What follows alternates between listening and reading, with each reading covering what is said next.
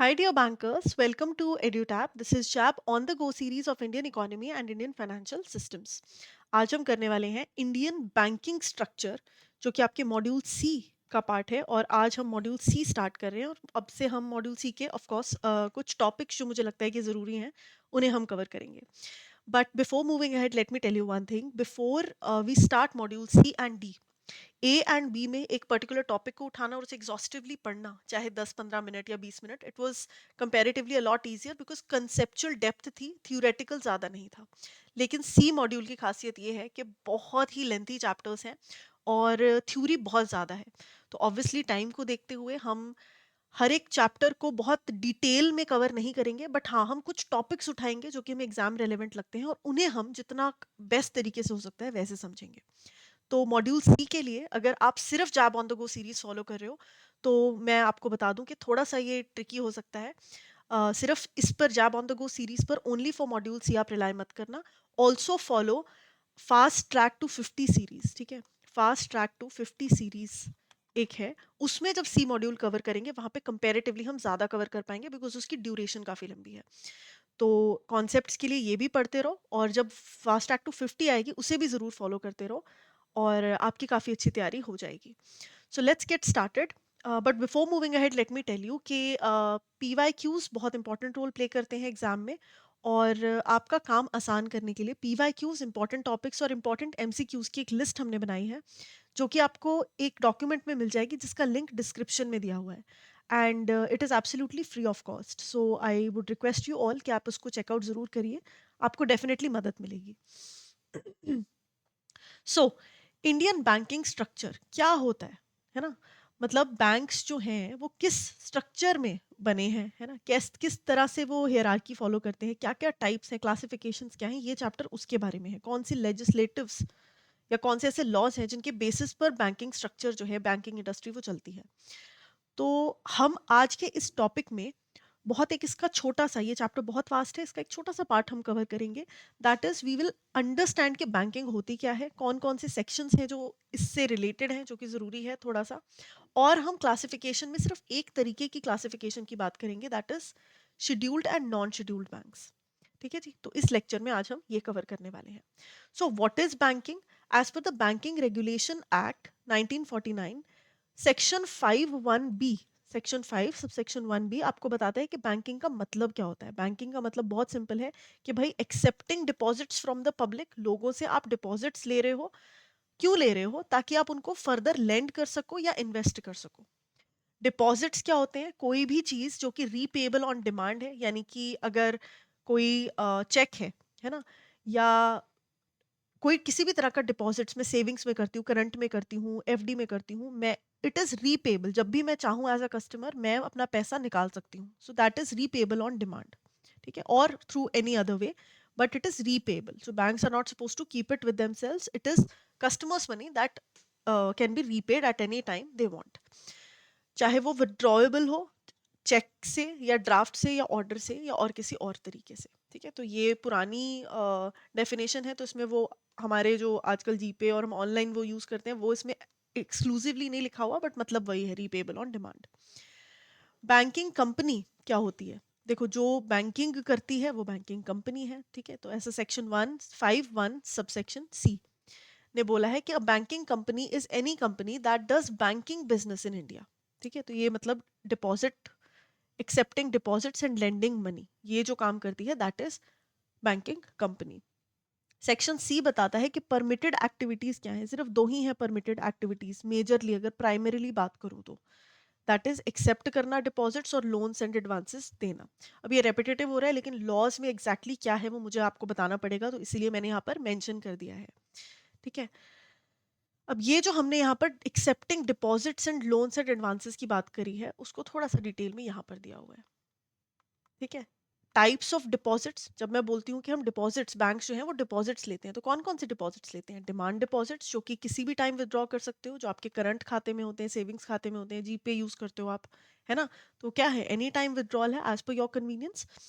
Time and term deposits that is जो कि एक टाइम बाउंड हो, है ना, एक लंबे समय के लिए हो. एफडी है, इमीडिएट नहीं निकाल सकते, फिक्स्ड पीरियड के लिए होती है, तोड़ोगे भी तो वो कर सकते हो, ऐसा नहीं कि ऑप्शन नहीं है, but ideally it is for a longer duration.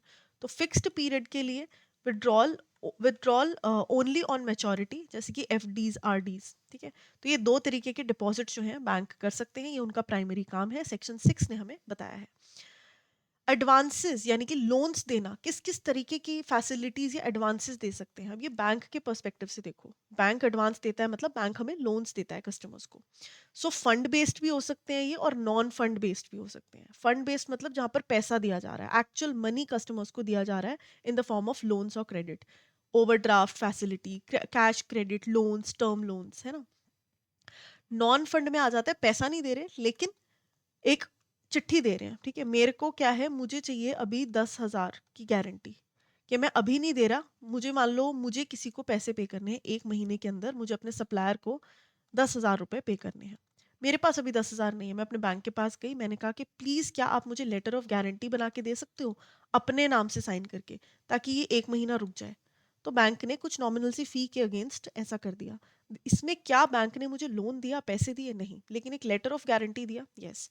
So bank guarantee, letter of credit, bills को एक्सेप्टेंस, बिल्स ऑफ एक्सचेंज में, पीपीबी में आपने पढ़ा होगा,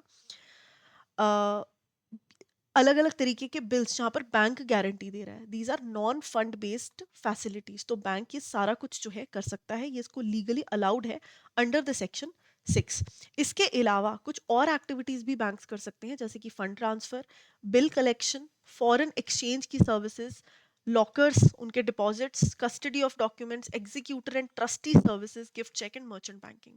अब ये मर्चेंट बैंकिंग क्या होता है? ये होता है जो स्पेशली बिजनेसेस के लिए जिस टाइप की बैंकिंग होती है, नॉर्मल कस्टमर बेस्ड नहीं होती, it is fee based business management banking, ठीक है। सो that is called merchant banking. बाकी मॉड्यूल डी में तो पूरा एक चैप्टर है, तो आपको डिटेल में समझ आ जाएगा तब।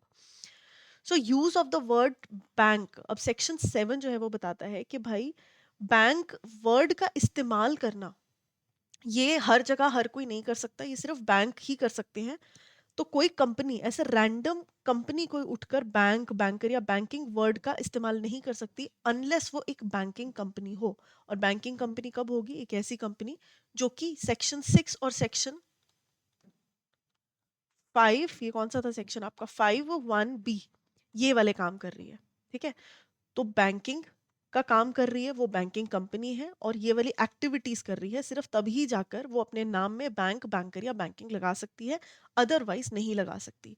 ना ही इंडिविजुअल्स ये वर्ड यूज कर सकते हैं, ना ही फर्म्स, ना ही पार्टनरशिप फर्म्स, ना ही ग्रुप्स, ठीक है। ताकि पब्लिक जो है वो किसी पर भी ऐसा ना हो धोखा खा जाए किसी के नाम पे बैंक देखकर, है ना। अगर कोई कंपनी बैंक नाम से खोल दी, एबीसी बैंक, है ना, और वो एक पार्टनरशिप फर्म है, तो ऐसा ना हो कि लोग उसे उस पर ट्रस्ट करने लगे, वहां पर अपने डिपॉजिट्स दे दें और बाद में वो फ्रॉड करके भाग जाए।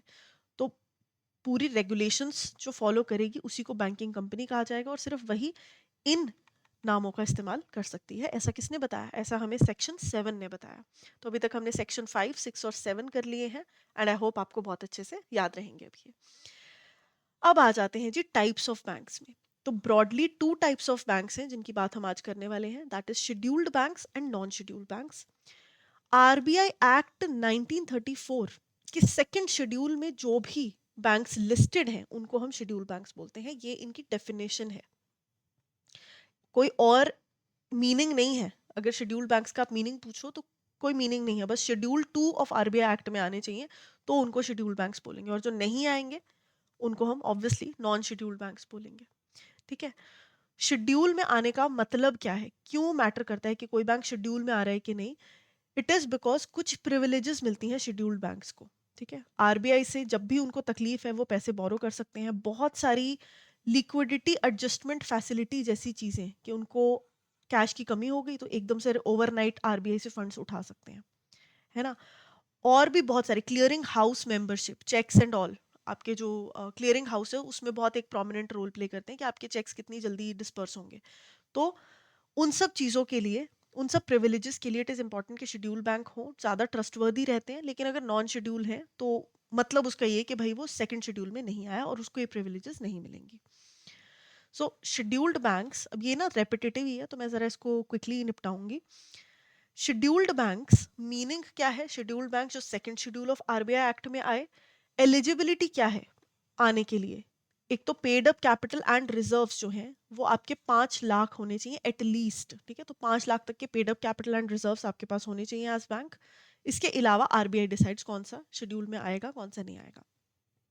बेनिफिट्स क्या हैं? बोरोइंग फ्रॉम आरबीआई, जब भी ज़रूरत हो आरबीआई से पैसे मांग सकते हो।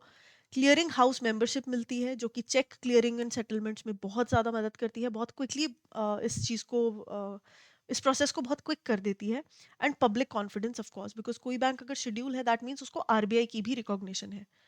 तो कोई भी लॉज या कोई भी ऐसी चीज़ जो कि बनी है, कोई भी ऐसा प्रोविजन जो कि बना है लोगों के इंटरेस्ट को बचाने के लिए, बड़ी इजी सी बड़ी मतलब इम्प्लाइड सी बात है कि शेड्यूल्ड बैंक्स वो सारे प्रोविजन फॉलो कर रहे होंगे क्योंकि वो आरबीआई के सेकंड शेड्यूल में है, आरबीआई एक्ट के सेकंड शेड्यूल में है।